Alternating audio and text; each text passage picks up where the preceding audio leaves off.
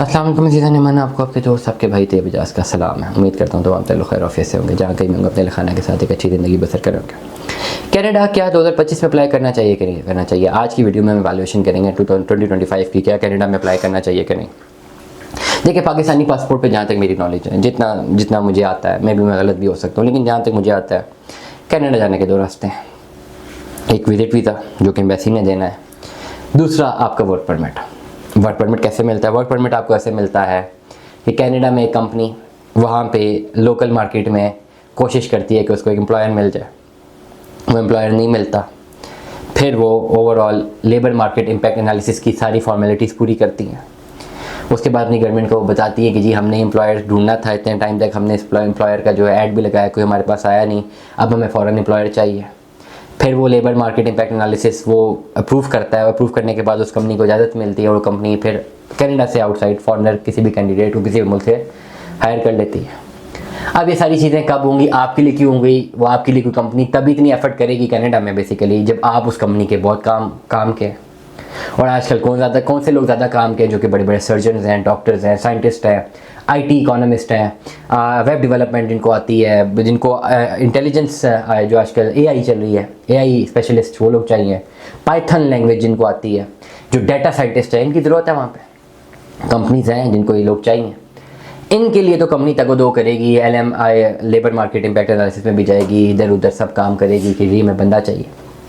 लेकिन working class के लिए या लेबर के लिए जो उनकी इकोनॉमी में वैसे बोझ है, जो उनको कमा के नहीं देंगे या जिसके लिए ऑलरेडी उनके पास काफ़ी ज़्यादा लोग अवेलेबल है, वो उसके लिए कोई भी कंपनी इस हद तक नहीं जाएगी कि जी LMIA में जाए और अपने आप को पता नहीं थी सारी चीज़ें करें और आपका नाम को वर्क परमिट निकलवाए और आपको वहाँ पे बुलाए और उससे आपको ज़रूरत भी ना हो।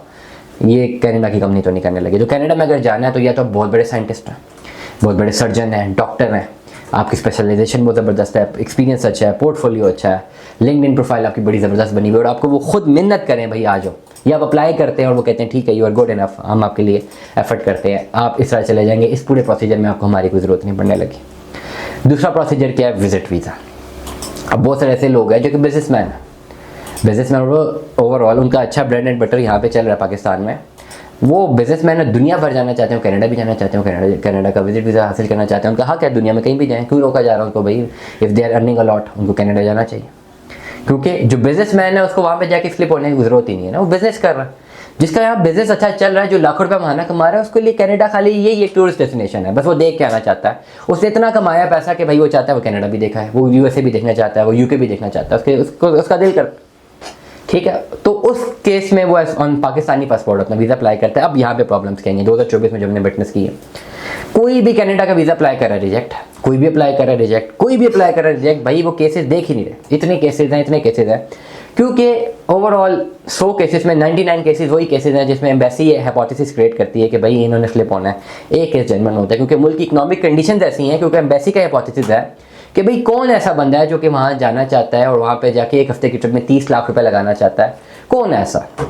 और अक्सर बड़ी बड़ी कंट्रीज़ हैं, जो फर्स्ट वर्ल्ड कंट्रीज़ हैं, उनका हाइपोथेसिस ये भी है, वो इस चीज़ को भी बड़ा बुरा जो है उसको क्वालिटेटिवली इसको बड़ा बुरा इसको इमेज लेते हैं। बेशक उनका क्वांटिटेटिव एस्पेक्ट्स में उसका इम्पैक्ट नहीं होता, लेकिन जो बड़ी फर्स्ट वर्ल्ड कंट्रीज़ हैं वो इसका बड़ा इफेक्ट लेते हैं कि यार ये कैसी कौम है कि इतने लोग बेरोज़गार हैं, इतने लोग जो है इकोनॉमिक कंडीशन से फाइट कर रहे हैं, इतने मामलात हैं, और यहाँ पे कुछ लोग ऐसे हैं जो कि 30 35 लाख रुपए लगा के खाली घूमने के लिए जा रहे हैं। यहाँ कि किस तरह के लोग हैं?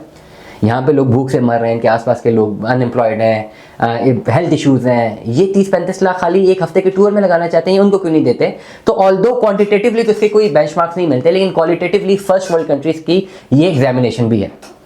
अक्सर ओवरऑल अगर USA का इंटरव्यू देने जाए तो बहुत सारे इंटरव्यूज़ 1-to-1 होते हैं। किसी कभी उनसे पूछें जिन्होंने USA इंटरव्यू जाके विजिट वीज़ा के इंटरव्यू दिए हैं, जो 25-30 लाख अकाउंट में रख के भी जाते हैं कि जी हमने जाना है, उनको ये सुनने को मिलता है कि भाई अपनी अपनी इकोनॉमिक कंडीशन देखो, तुम एक हफ्ता खाली वहाँ पे जाके 25-30 लाख उड़ाना चाहते हो, तो ओवरऑल डायरेक्टली बाय बुक कह तो नहीं सकते, कानून नहीं है ना कहने का, लेकिन ओवरऑल फर्स्ट वर्ल्ड कंट्रीज़ ये चीज़ बड़ी उनको बुरी भी लगती है और वो इस केस को फिर उसी तरीके से देखते हैं। तो इसलिए कनाडा विजिट वीज़ा 2025 में बिल्कुल वैसे ही रहेगा जैसा 2024 में रहा।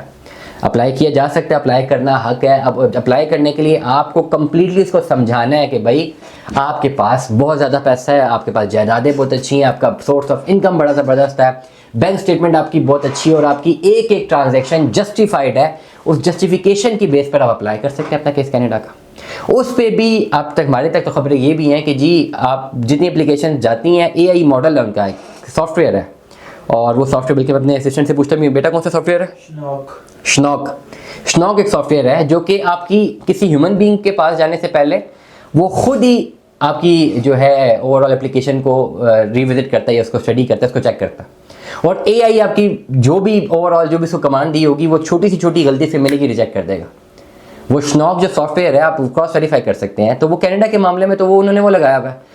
एक ऐसा केस था कि एक दिन में 3-3.5 लाख वीज़ा एप्लीकेशन रिजेक्ट होगी पाकिस्तानी पासपोर्ट पे, क्योंकि उनका एक हाइपोथेसिस बन गया कि भाई इस मुल्क की इकोनॉमिक कंडीशंस बहुत ख़राब है और ये जो जाएंगे, जो लोग पहले गए वापस नहीं आए, तो उन्होंने तो वापस नहीं आना, तो इसलिए वीज़ा लेना मुश्किल है, विजिट वीज़ा। लेकिन येट विजिट वीज़ा अप्लाई किया जा सकता है। उसके लिए आपकी बैंक स्टेटमेंट बहुत ज़बरदस्त जस्टिफाइड होनी चाहिए। इसका ये मतलब नहीं है कि 1 करोड़ पे आ रहा है, 2 करोड़ निकल रहा है, 10 करोड़ आ रहा है, 4 करोड़ निकल रहा है, इसमें तो 100% वीज़ा रिजेक्ट है। बैंक स्टेटमेंट की जस्टिफिकेशन बड़ी ज़बरदस्त होनी चाहिए। वो जस्टिफिकेशन एक टेक्नोक्रेट को करनी है। और अगर आपने कनाडा का टूरिस्ट वीज़ा अप्लाई करना है तो भाई सिर्फ टूरिज्म के लिए जा सकते हैं। जो लोग ये सोचते हैं हम वीज़ा अप्लाई करके जाके रिजेक्ट कर स्लिप कर जाएंगे, अब तो इतने ज़्यादा लॉक्स लग गए हैं ना कि अब नहीं जाया जा सकता। जो लोग जनरली टूरिज्म के लिए जाना चाहते हैं अपनी बैंक स्टेटमेंट भेजेंगे मुझे 6 महीने की और अपना सोर्स ऑफ इनकम मैं एनालाइज करके बता दूंगा कि आइदर आप एलिजिबल हैं, आपको अप्लाई करना चाहिए कि नहीं करना चाहिए। दुआ में याद रखिएगा, अपना बहुत सारा ख्याल रखिएगा। Stay tuned with us. अल्लाह हाफ़िज़।